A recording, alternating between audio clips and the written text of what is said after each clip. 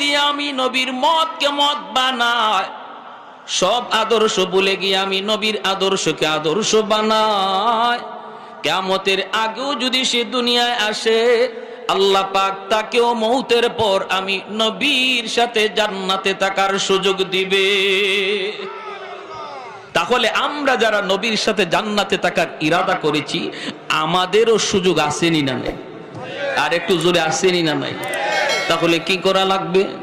চেহারা নবীর নমুনায় বানাইতে হবে, চুলটা নবীর নমুনায় কাটতে হবে, পোশাকটা নবীর নমুনায় চাই, আদর্শটা নবীর নমুনায় চাই, খাওয়াটা নবীর নমুনায় চাই, ঘুমটা নবীর নমুনায় চাই, বিবাহ শাদীর অনুষ্ঠান নবীর নমুনায় চাই। ঠিক না? আজকে মুসলমানের চুলের কাটিং এর দিকে যদি তাকাই, বড় কষ্ট লাগে রে যুবক, কষ্ট লাগে। যুবকের চুলের দিকে তাকাইলে বোঝা যায় না নবীর